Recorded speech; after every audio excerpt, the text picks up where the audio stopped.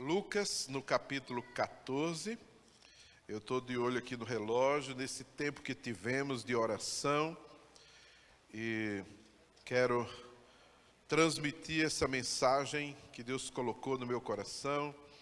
Lucas 14, a partir do verso 25.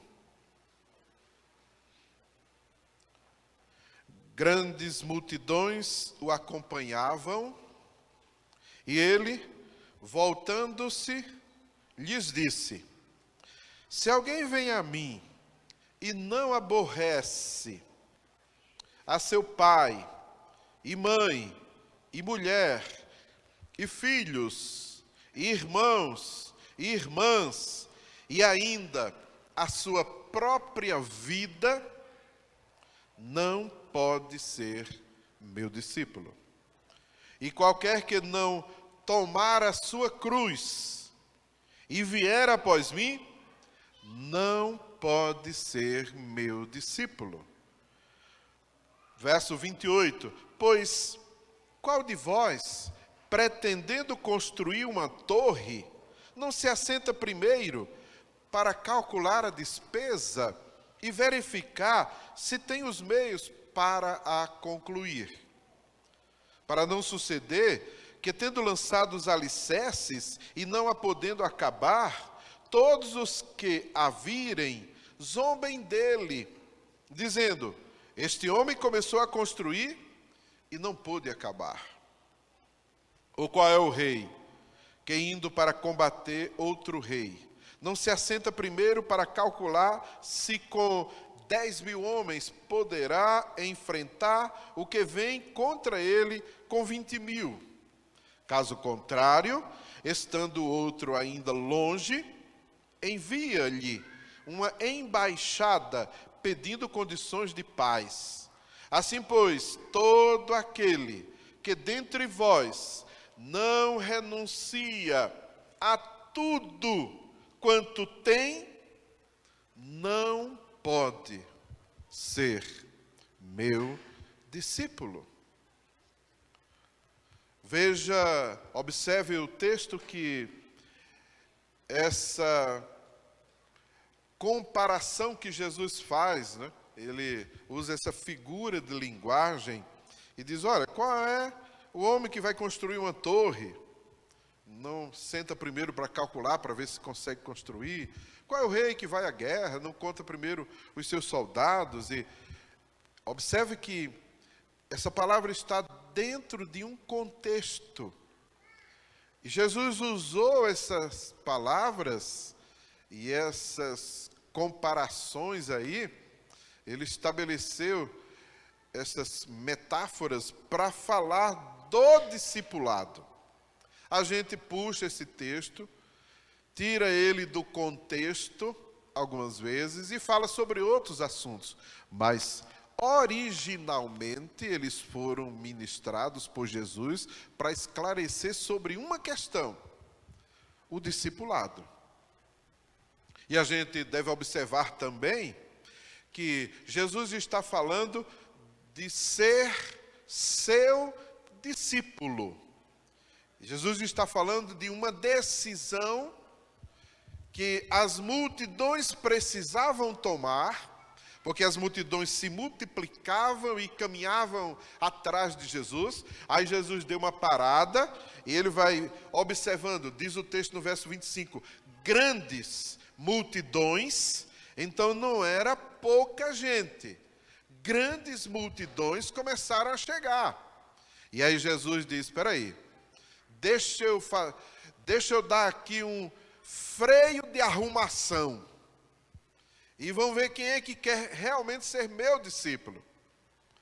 E eu quero saber se eles estão dispostos a pagarem o preço de se tornarem meus discípulos de verdade. Porque ser atraído por Jesus, gostar da pregação de Jesus, da palavra, gostar dos milagres, da multiplicação dos pães, da multiplicação dos peixes, isso é muito fácil. Jesus quer saber se as pessoas, no meio daquelas grandes multidões, ele quer saber se as pessoas estavam dispostas a pagar o preço de se tornarem discípulas de Jesus. Porque Jesus está querendo fazer discípulos. A igreja foi chamada para fazer discípulos. Os 12 de Jesus, quando ele sobe aos céus, a ordem, a grande comissão era fazer discípulos. Jesus nunca mandou ganhar almas, não. Nem nunca nos mandou ser caça-fantasma de alma, não. Ele quer que a gente trabalhe no discipulado, porque atrair multidões é uma coisa, fazer discípulo é uma coisa completamente diferente. Então a gente precisa entender essa palavra. Talvez pela falta de clareza na proposta do discipulado, é que muita gente tem entrado nessa onda, e depois que se fala de discipulado e que tem um preço a ser pago, aí essas pessoas fogem, desistem de construir as suas torres. Mas uma pena, porque começaram. E aí as pessoas, como diz Jesus aqui, zombando dela, vai dizer, começou a construir e não terminou. Porque não foi devidamente informado o preço da obra acabada. Tem muita gente pregando um evangelho. E um evangelho de facilidades, um evangelho de bênçãos, de milagres, sinais e maravilhas. Mas a gente não vê muitos pregando o evangelho da responsabilidade, do compromisso com o discipulado com Jesus. Os grandes avivamentos espirituais, nenhum deles veio para tocar a terra e a igreja com discurso de facilidade, de milagres ou sinais. Mas eles apresentaram milagres e sinais. Charles Finney, um dos grandes pregadores de avivamento do século XVIII, ele nunca pregou uma mensagem sobre o amor de Deus. Ele pregava sobre a ira de Deus. Vocês sabiam disso? Jonathan Edwards, um dos maiores avivalistas do século XVIII, atraiu multidões. Você sabe qual era o título do sermão que deu início ao grande avivamento espiritual? Pecadores nas mãos de um Deus irado. Não se engane, meus queridos. As pessoas não virão convertidas por uma mensagem adocicada de facilidades, de milagres e de bênçãos. Venha para Jesus e você vai ser abençoado. Todo mundo quer, ora. Venha para Jesus e você vai ter prosperidade. As multidões vão querer. Venha para Jesus e você vai ver o milagre da multiplicação dos pães e dos peixes. Assim é fácil. Mas o problema é que quando a gente fala do discipulado, essas pessoas vão dizer, fui enganada? Não me disseram que tinha um preço a ser pago? Como é que é esse negócio? Não, eu não entendi assim não. Eu entendi que eu ia para uma célula, ia ter um líder que ia cuidar de mim, pagar minhas contas, ficar orando por mim, cuidando de mim, dando carona, me levando para o médico. Não foi isso que eu entendi não. Ah, não, trabalhar eu não quero não. Mas quem atrai o avivamento não é esse povo da facilidade, mas é o povo que paga o preço de discipulado. Vocês entenderam? Eu quero falar sobre quanto custa ser um verdadeiro discípulo de Jesus. Quanto custa ser um verdadeiro cristão? Quanto custa o seu discipulado? Quanto você tem pago diariamente para ser um verdadeiro discípulo de Jesus? Diga-me quanto você tem pago, e eu te direi se você é discípulo de Jesus. Porque se você me disser que não tem pago nenhum preço, que tem sido muito fácil, você ser um discípulo de Jesus, eu vou te dizer, tem alguma coisa errada aí. Porque não é fácil você se tornar verdadeiramente discípulo de Jesus. Não é fácil você ser discípulo de Jesus. E se você estiver dizendo aí, não, está fácil demais. Então, por favor, verifique o seu discipulado, porque tem alguma coisa errada. Procure o seu líder de célula, procure um pastor, me procure, para saber como é que está essa situação, porque não pode ser fácil. Nunca foi fácil, em tempo nenhum. Nunca foi fácil para o cristão enfrentar uma sociedade, um mundo que jaz no maligno. Nunca foi fácil. Nunca. E não será, jamais, jamais será fácil, porque nunca foi. Sempre os discípulos de Jesus tiveram que pagar um alto preço para manter o seu discipulado e a sua fidelidade para com o Senhor Jesus Cristo. Você tem que enfrentar basicamente 3 grandes inimigos: o mundo, a carne e o diabo. Então, se o mundo não te traz problemas ou dificuldade, é porque você está dando uma de agente secreto de Jesus. Está escondido com medo. Se a carne não está te trazendo tentações, meu irmão, é porque você já caiu e não percebeu. Porque não tem crente, não tem discípulo de Jesus preso aos prazeres da carne. Porque assim você não é discípulo de Jesus, mas você é discípulo da sua própria carne. Se você não está enfrentando o diabo, é porque o diabo já te venceu, meu irmão. Então nós temos uma batalha. O mundo, a carne e o diabo. E a gente tem que vencer. E Jesus já nos ensinou sobre isso. Ele disse, olha, no mundo tereis facilidades. Não foi assim? Não, não foi. No mundo tereis aflições, mas tem de bom ânimo, porque eu venci e nós vamos vencer. Então nós vamos vencer. Não é fácil, mas nós vamos vencer. Então a igreja e os discípulos, eles se juntam para um apoiar o outro e dizer, meu irmão, aguenta firme aí essa tentação, porque nós vamos vencer. O líder de célula chega junto, ora, ministra uma palavra, dá uma palavra de ânimo e diz, aguenta firme aí, meu irmão, porque nós vamos vencer. Aí vem uma tentação do inferno, aí vem uma obra de Satanás, aí entra a liderança, o pastor, os discípulos e se unem numa batalha espiritual, tomam toda a armadura de Deus para botar o diabo para correr. E aí quando a gente vence o diabo, quando a gente vence a carne, vem o mundo e apronta com a gente. Aí vem um empregador, vem um chefe, vem um patrão endemoniado e começa a perseguir a gente. Aí vem perseguições de um lado e vem perseguição de outro. Aí você enfrenta aquela luta. Aí você vence. Aí daqui a pouco volta uma tentação da carne. E assim a gente vai vencendo.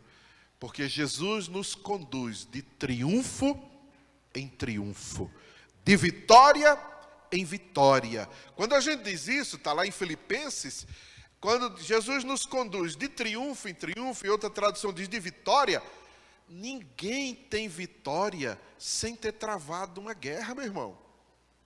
Então a gente exalta a vitória e esquece de que teve uma batalha.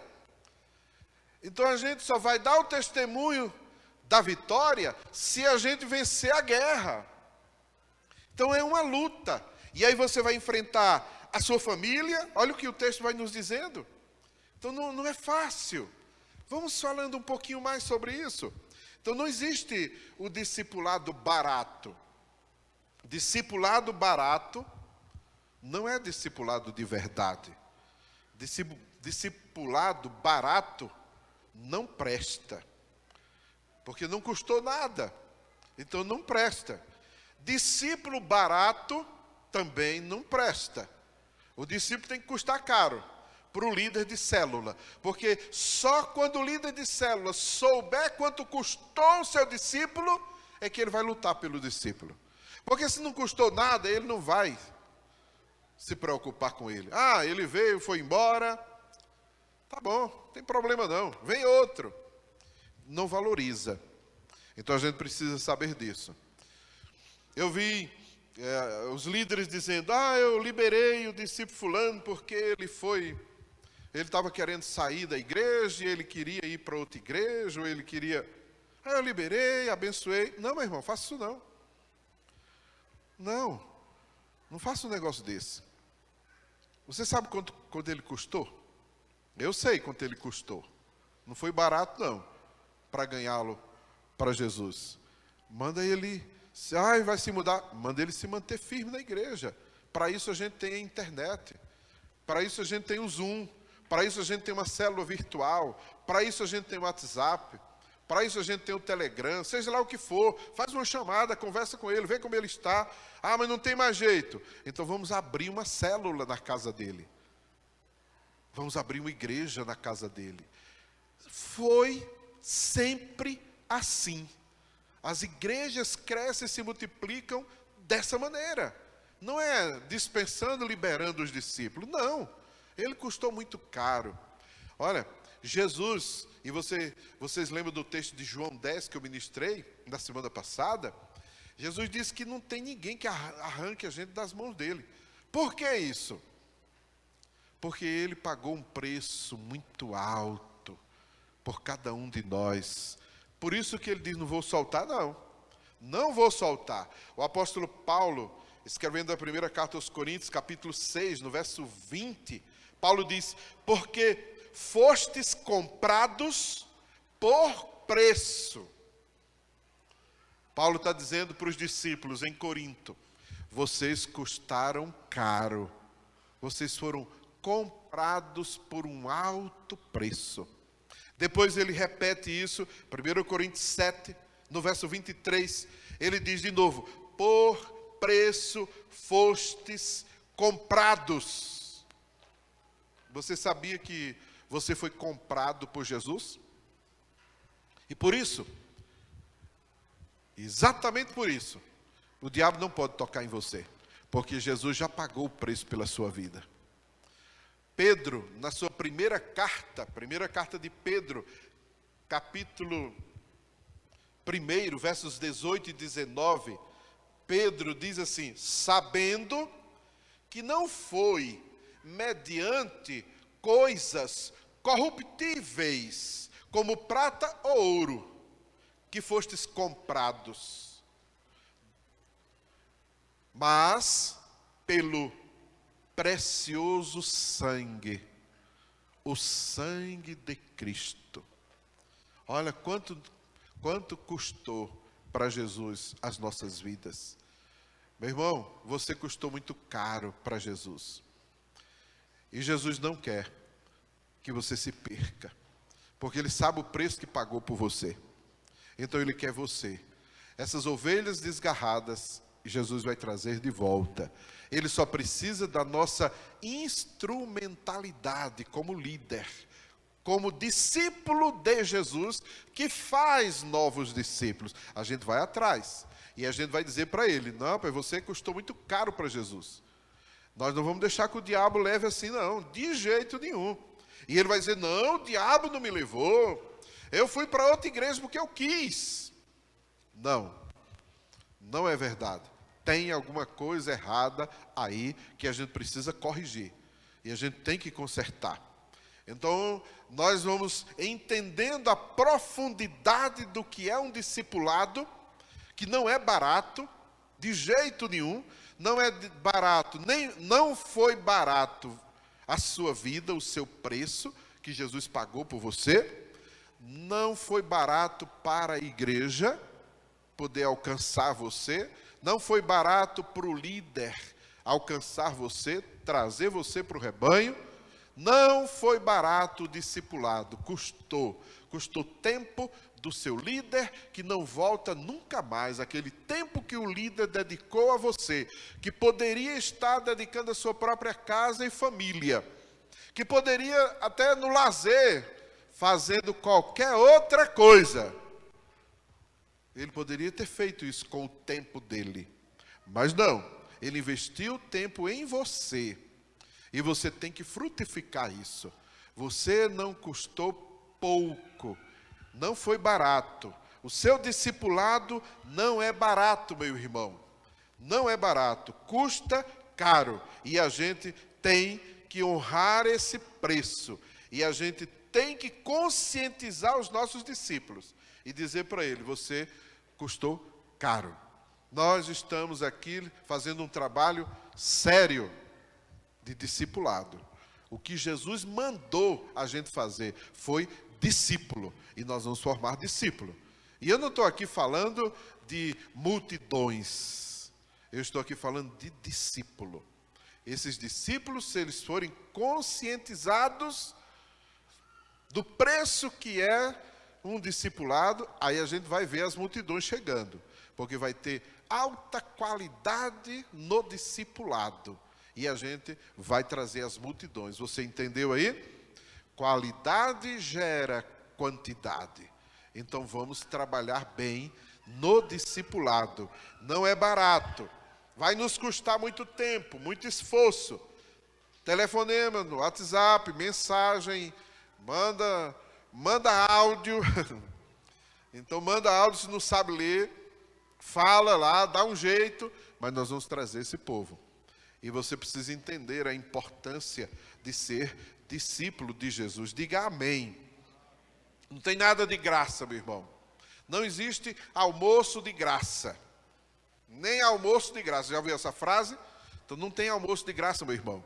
Não tem discipulado de graça. A única coisa que foi de graça foi a nossa salvação. Porque Jesus que pagou o preço. Alguém já pagou. Aí então a salvação foi de graça. Agora o discipulado vai custar. E a gente precisa honrar o esforço do líder. E ir atrás do discipulador.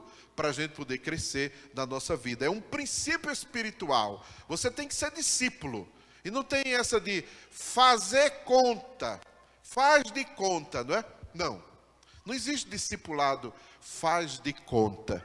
Faz de conta que eu sou discípulo e faz de conta que ele é meu discipulador. Aí eu não falo nada da minha vida, eu não compartilho nada, eu não peço opinião nenhuma, ele não sabe nem o que está acontecendo comigo, com a minha família, com a minha vida financeira, com a minha vida de pecado, que eu não quero ninguém se metendo na minha vida.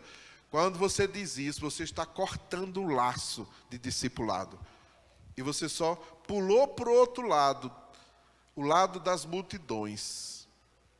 Aí tem as multidões que seguiam Jesus e tem aqueles que Jesus falou: quer ser meu discípulo? Jesus não salvou as multidões. Jesus veio para salvar os seus discípulos. As multidões vão ver. Todo olho verá, mas nem todo mundo vai subir. Deu para entender a diferença? Jesus não vem buscar as multidões. Jesus vem buscar a sua igreja. Todo olho verá, mas nem todo olho subirá com Jesus naquele grande dia. Tem uma diferença. Por isso que a gente tem que pagar o preço. Agora, porque mais tarde não tem mais condições de seguir. Você entendeu essa palavra? Então, não existe almoço de graça, não existe discipulado de graça, não tem nada de moleza aí, e a gente tem que enfrentar isso. Para ser discípulo de Jesus, a gente tem que estar disposto a pagar o preço das perseguições. Perseguições, isso mesmo. Interessante é que Jesus não dourou a pílula. Ele disse, olha, se você quer ser meu discípulo, pense bem se você quer mesmo. Porque se você não renunciar a tudo quanto tem, se você não tomar a sua cruz e me seguir, se você não aborrecer pai, mãe, irmãos, filhos, e por aí vai, ele está falando da família. Ele está falando de perseguições. Ser discípulo de Jesus custa o preço de perseguições. É perseguição dentro da família. Se alguém vem a mim e não aborrece pai, mãe, mulher, filhos e ainda a própria vida, não pode ser meu discípulo. Não é talvez. Não, não pode. Essa palavra aborrecer, ela significa odiar. Mas ela precisa ser entendida, compreendida. Porque quando Jesus disse, aquele que, se alguém quer vir após mim e não aborrece, não odeia a seu pai, sua mãe, mulher, filhos e a própria vida, não pode ser meu discípulo. Aborrecer, que significa odiar, está dentro de um contexto que a gente precisa pensar um pouquinho. Jesus que mandou a gente amar a família, agora diz que é para odiar. Como é que é esse negócio? Então o discipulado ajuda a gente a tirar essas dúvidas. Aí então a gente diz, peraí, como é que é? Ele disse que é para amar até os inimigos, e agora manda odiar pai e mãe? Como é que é isso? Essa palavra, ela sai de Deuteronômio capítulo 21, versos 15 a 17. Então, lá em Deuteronômio, o Antigo Testamento, Moisés, vai falar sobre o que é essa palavra aborrecer, que sai do hebraico para o grego, e o grego chega até o Novo Testamento com essa palavra aborrece. Então, o que Jesus está dizendo aí é a citação do Antigo Testamento, quando ele diz que o aborrecer significa amar menos que. Então, o que Jesus está dizendo é, se você não amar mais a mim do que seu pai, sua mãe, seus irmãos, não pode ser meu discípulo. Então, tem esposas que amam mais os seus maridos do que o próprio Jesus. Então tem alguma coisa errada aí que precisa ser corrigida. Porque em primeiro lugar na nossa vida vem Deus. É o Senhor Jesus. Então a gente tem que entender isso. O que Jesus está dizendo aqui é, se você amar mais a sua família do que a mim, não pode ser meu discípulo. Porque você só vai suportar as perseguições se você estiver me amando acima de todas essas coisas. É o que Jesus está ensinando. Então, as famílias eram jogadas na arena, para os leões comerem. Mas antes delas serem jogadas aos leões, os cristãos daquela época, antes de serem jogados, eles tinham que decidir, vocês amam mais a sua vida ou esse Jesus que vocês estão dizendo aí? Aí eles tinham que dizer, eu amo mais Jesus, pronto, joga para morrer.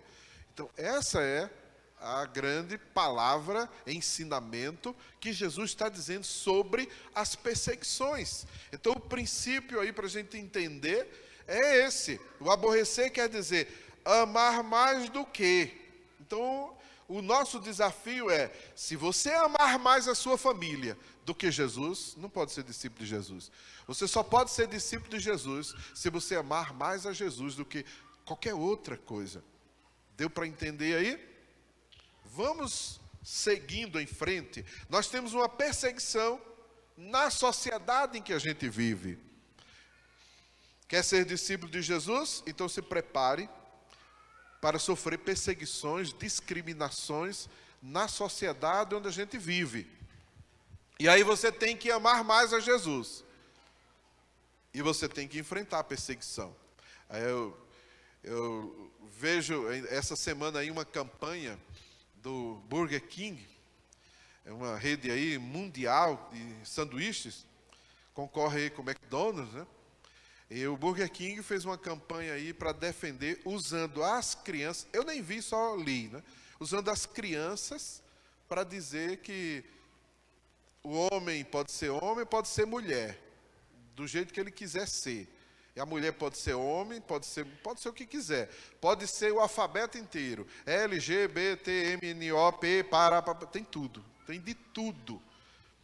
Querendo empurrar de goela abaixo essa estratégia maligna de afrontar Deus, o Criador.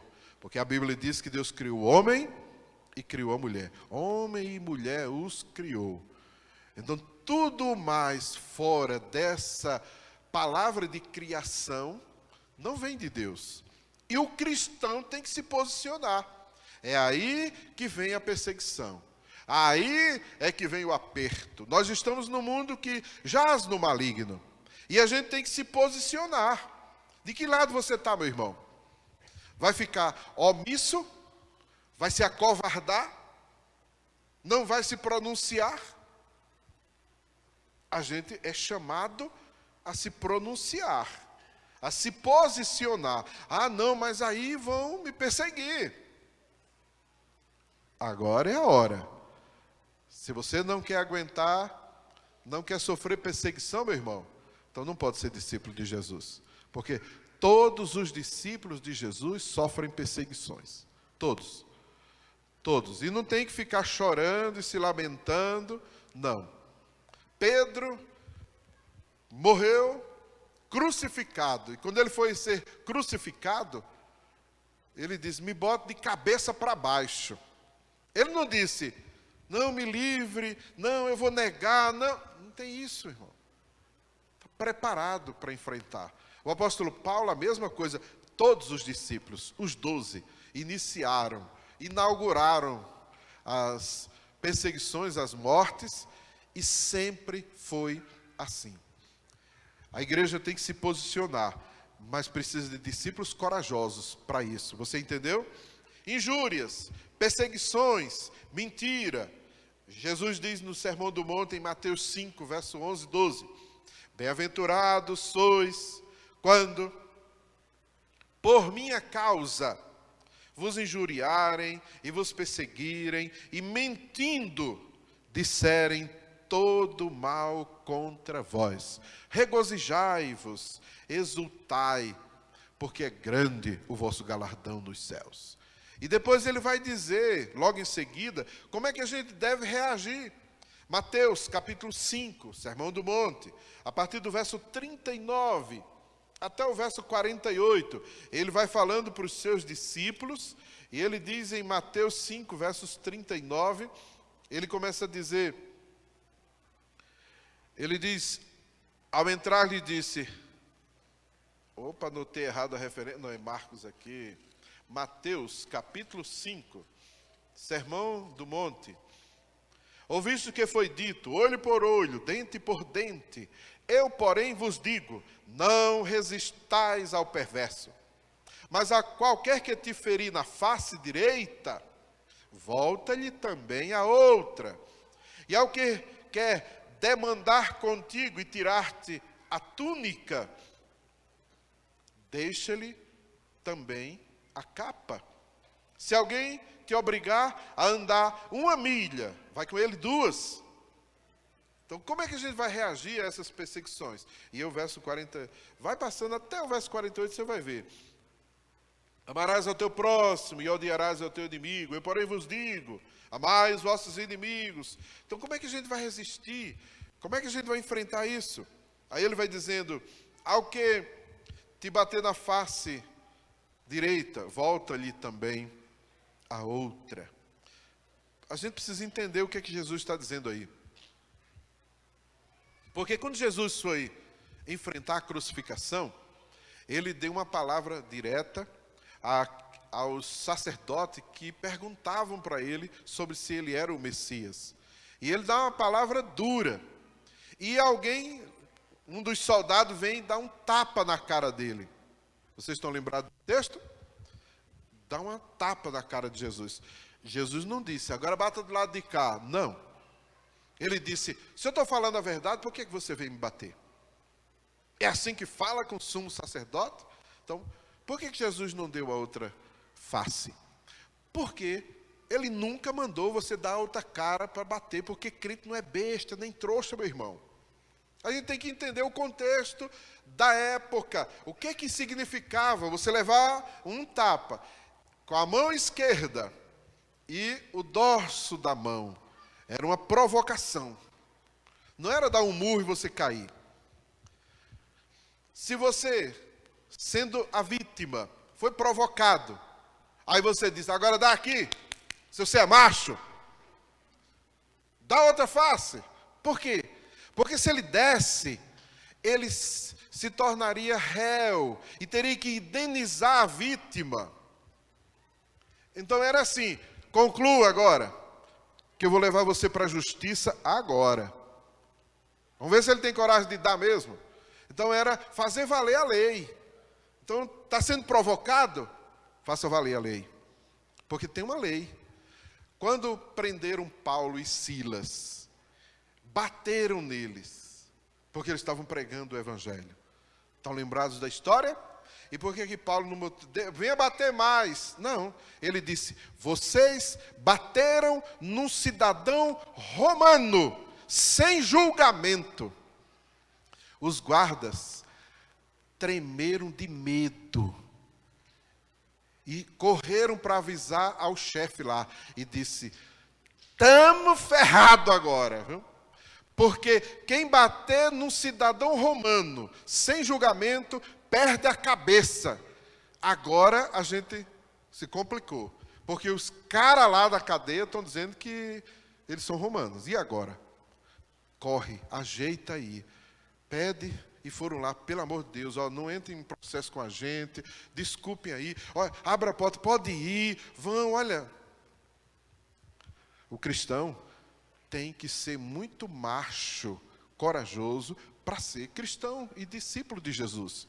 Não é se afrouxar, não é ficar morrendo de medo, não, de jeito nenhum. Bater a outra face está longe de ser isso. E bater na outra face é dizer, agora eu considero você igual a mim. Somos iguais perante a lei. Agora eu te insultei mesmo. Agora eu vou te levar. Aí, depois Jesus ainda dá em seguida, citando toda a lei. Se alguém te fazer caminhar 1 milha, vai com ele 2. Agora eu vou 2. Você me obrigou a caminhar 1 milha. Agora eu vou a 2ª. Por quê? Porque a lei romana de invasão de territórios autorizava um soldado romano ou um cidadão romano de obrigar a pessoa a caminhar até 1 milha.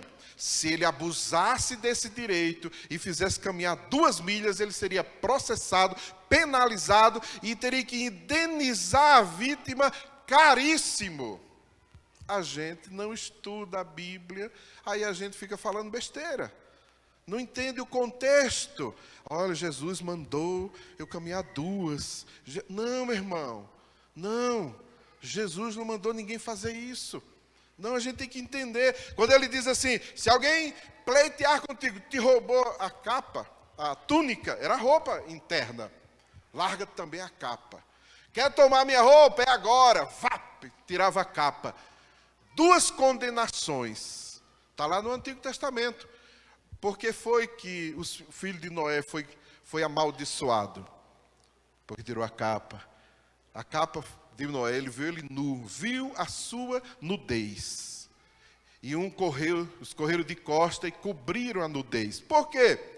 Porque se na rua tomaram essas túnicas e você tirasse a capa e ficasse pelado, se fosse romano, maldição sobre fosse judeu, maldição sobre ele viria. E ainda seria penalizado, condenado pela lei judaica. E seria condenado pela lei romana. Tudo não passava de uma estratégia que Jesus estava dizendo, você pode sofrer essa perseguição, se prepare para enfrentar o inimigo. Se prepare. Porque você pode passar pelo constrangimento, mas você vai fazer valer os seus direitos. A gente tem que lutar para ser um discípulo de Jesus. Ser discípulo de Jesus nunca foi fácil. Então Jesus estava ensinando a eles, faça valer a lei, meu irmão, faça valer. Não tem que dar moleza a eles, não. Eles têm que respeitar, eles têm que saber quem é o cristão aqui.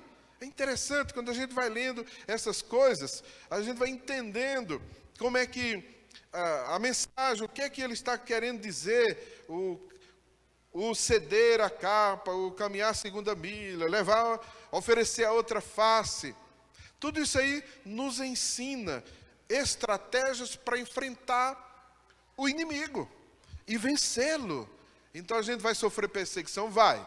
A gente vai fazer valer a lei? Vai ter que fazer, meu irmão. Vai ter que fazer. Às vezes a gente se esconde na nossa covardia e usa o cristianismo para cobrir a nossa covardia. E Jesus não quer discípulo covarde, não. Você tem que ter coragem, meu irmão, para ser um discípulo de Jesus. Então, essa é a mensagem que Jesus está dizendo. Aquele que quer ser meu discípulo, então se prepare para isso.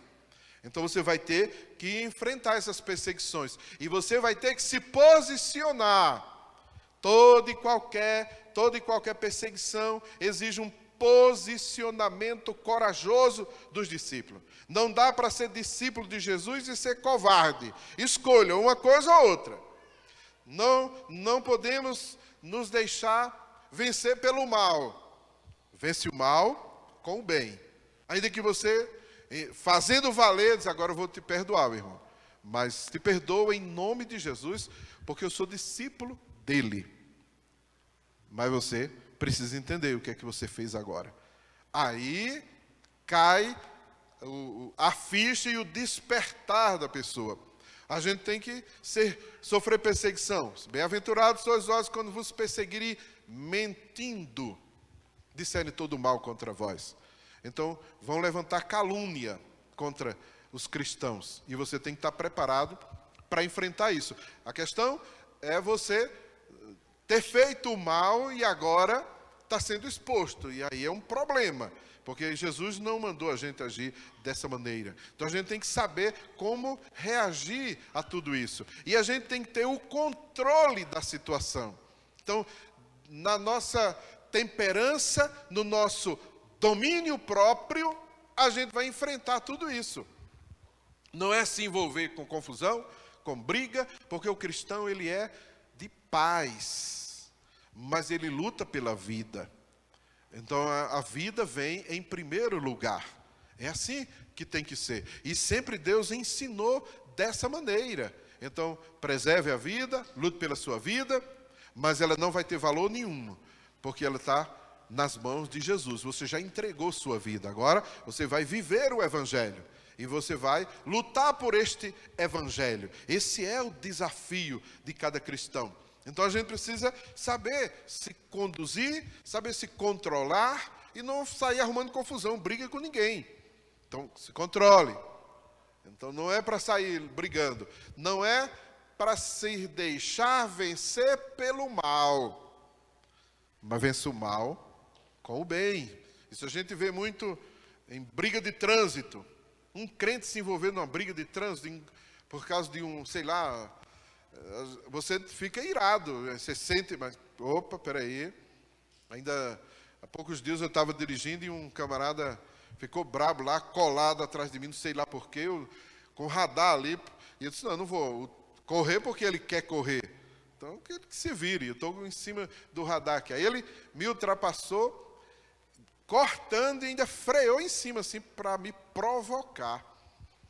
E eu me segurei assim, e o carrinho dele, eu digo, se eu passar por cima dele aqui, o que não faltou vontade, mas pense, passar por cima desse carro, a dor de cabeça que ia me arrumar. Claro que se eu decidisse passar por cima, eu não ia parar não, né? Mas e aí, como é que fica essa situação? Olha que depois que passasse aquele momento de ira, aí você ia fazer o quê? Vai atrás do advogado, e vai dar trabalho aos irmãos, e olha o vexame. Não, eu aguentei, eu não vou pegar a pilha, né, assim, eu engoli corda dele, deixa ele embora. E ele seguiu, foi embora, e eu fiquei na minha, aguentei, né, só, ô filho de Balaão, fiquei na minha. Então, você tem que se controlar. Você tem que ter o domínio próprio. Isso é ser discípulo de Jesus. Eu vi no tribunal uma policial que matou um rapaz lá nos Estados Unidos. e foi julgado. E aí estava a família dele. E o irmão da vítima estava lá. E a mulher, a policial que matou, estava enfrentando a justiça. E o juiz deu a oportunidade para o irmão falar. E o irmão foi e falou e disse: nós estamos sentindo muito a falta do nosso irmão, parará. Mas eu quero dizer uma coisa para ela. Eu perdoo você. E disse: mas juiz, eu posso ir lá dar um abraço nela? Olha, isso aqui é muita fé, muita coragem, muito domínio das emoções, hein? E ela foi lá condenada, não lembro quantos anos ela pegou. Então olha o testemunho como cristão.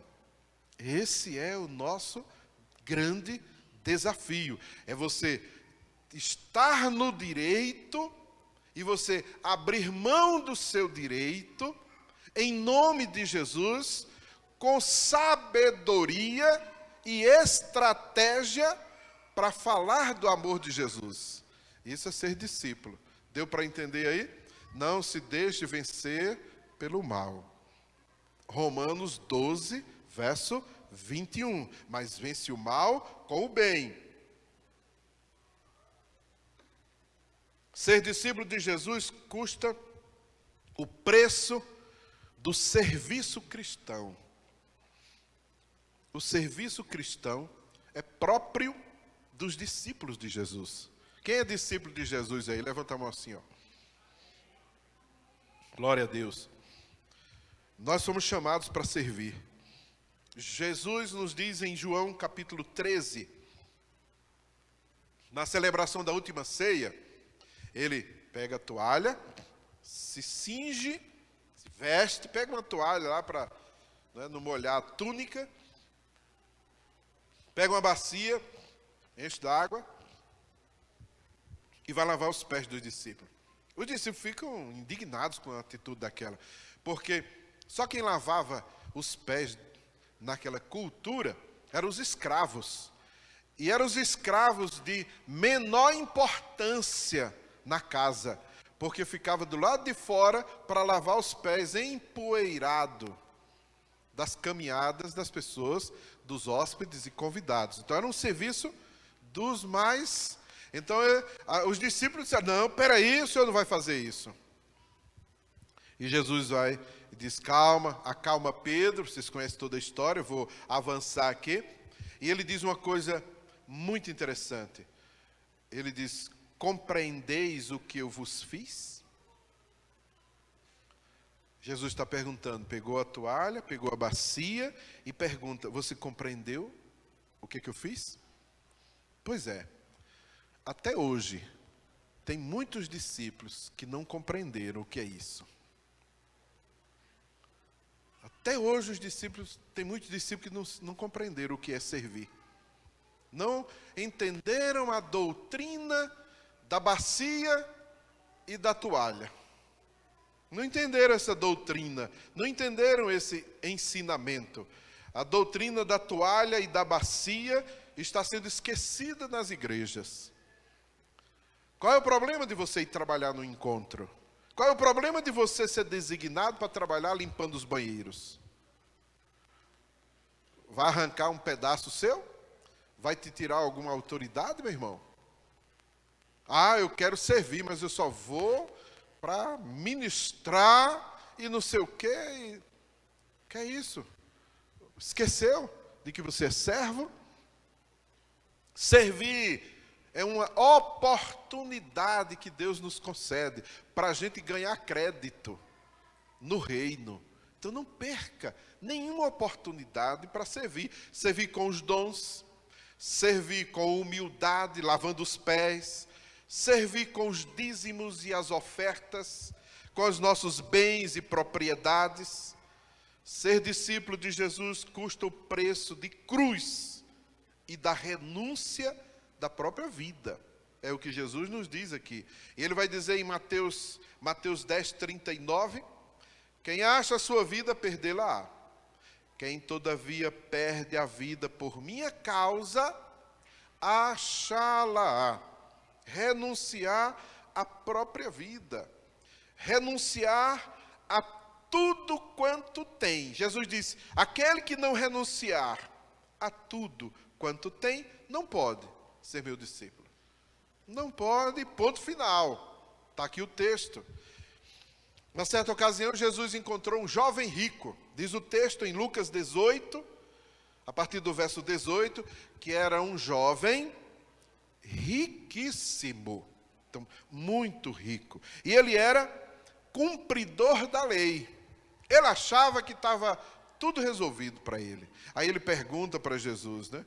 E agora, o que eu devo fazer para herdar a vida eterna? Vamos ver se ele sabe mesmo. Jesus vai responder e diz, resumidamente, todos os mandamentos. O jovem rico, na posição social privilegiada naquela época, aí ele diz, tudo isso eu já faço. Aí Jesus diz, é mesmo? Mas ainda te falta uma coisa. Vai, vende tudo quanto tens, distribui para os pobres e segue-me. Olha, vai, vende tudo quanto tens. Aí a gente pensa, e aí ele ia viver de quê se ele vendeu tudo que tinha? A lei dizia que você não podia se desfazer de 100% dos seus bens e propriedades. Quando Jesus falou tudo quanto tem, é tudo que a lei permite você se desfazer, que era 50%. A outra metade ficaria com ele. Imagine um homem rico abrir mão da metade do seu patrimônio, fazendo caridades, abençoando outras vidas. Ele ia ficar pobre. Imagine o Bill Gates aí distribuindo a metade da sua riqueza. Vai fazer diferença para ele? Coitado, vai ficar pobrezinho. Que é isso? É bilionário, não vai fazer diferença. Então, o que Jesus estava dizendo para aquele jovem é, eu quero ver se você confia em mim ou você confia nas suas riquezas. Essa é a grande questão. Em quem você confia. Se você confia nos bens e nas riquezas que você possui, ou você decide confiar e depender de Jesus. Esse era o desafio. Ele não topou. Ele abriu logo e pulou fora. E saiu triste. Então, o renunciar aí é um grande desafio. E aí, renunciar à própria vida mais ainda. Nós temos que atingir o nível do discipulado de Paulo, quando escreveu aos Gálatas, no capítulo 2, no verso 20. Paulo chegou a dizer, vivo não mais eu, mas Cristo vive em mim. E a vida que eu agora vivo, eu a vivo na fé, a fé no Filho de Deus, o qual me amou e se entregou a si mesmo por nós. Você está disposto a viver por Cristo e para Cristo? Isso é ser discípulo de Jesus. Se você não estiver disposto a renunciar a tudo quanto tem, se você não está disposto a renunciar à sua própria vida, não pode ser discípulo de Jesus. Aquelas multidões, quando ouviram esse discurso, deram marcha ré, porque o desafio era comprometer a vida. Você está disposto a comprometer a sua vida para com Jesus? Vamos orar? Fique de pé. Vamos falar com Deus agora. Você está disposto a pagar o preço de ser um discípulo?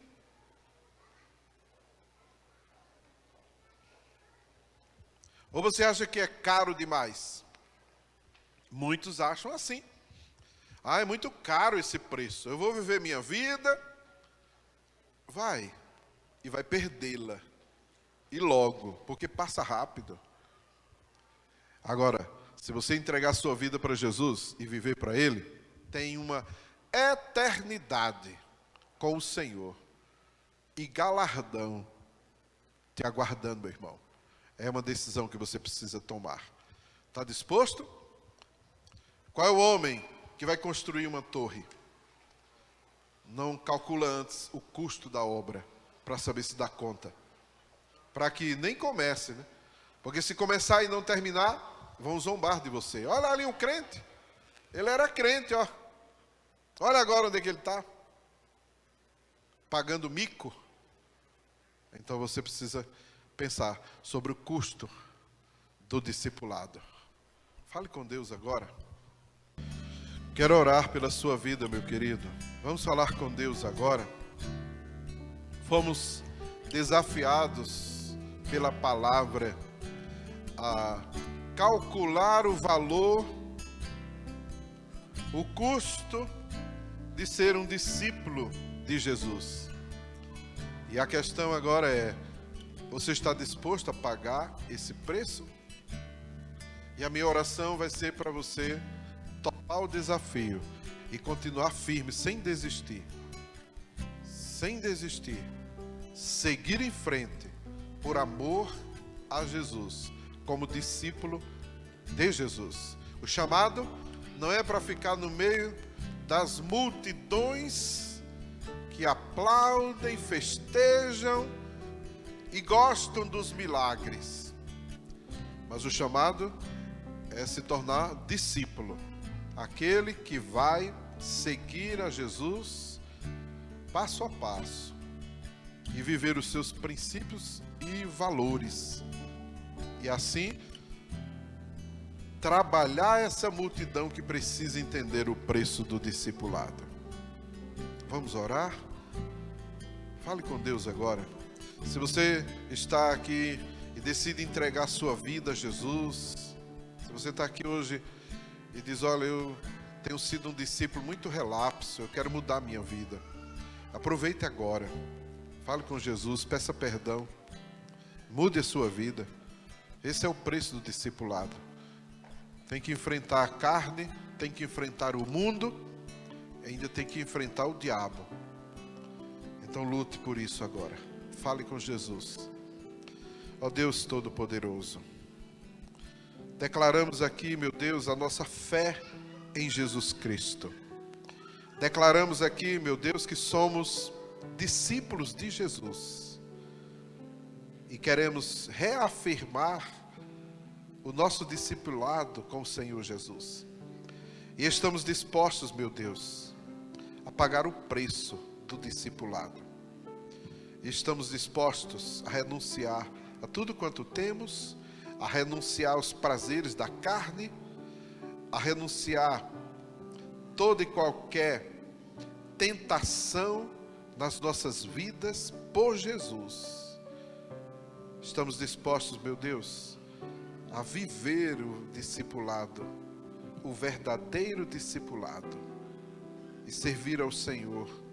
Oh, meu Deus, perdoa os nossos pecados, Senhor. Nos dá, ó Deus, o entendimento profundo do que é ser discípulo de Jesus. Nos ensina, meu Deus, sobre isso. Queremos ser verdadeiros discípulos de Jesus. Nos ajuda, Senhor, nesta caminhada, até que cheguemos àquele grande dia, quando nos encontraremos com o Senhor. Nos abençoa, ó Deus. Dá-nos um batismo de discipulado hoje, meu Deus. Nos faz mergulhar nesta unção de discípulo, meu Deus. Nos faz verdadeiramente teus discípulos. É o desejo do nosso coração. Em nome de Jesus. Amém. Amém. Glória a Deus. Deus abençoe a sua vida, discípulo fiel de Jesus. Uma semana de bênçãos para todos vocês. Deus os guarde, livre do mal, em nome de Jesus.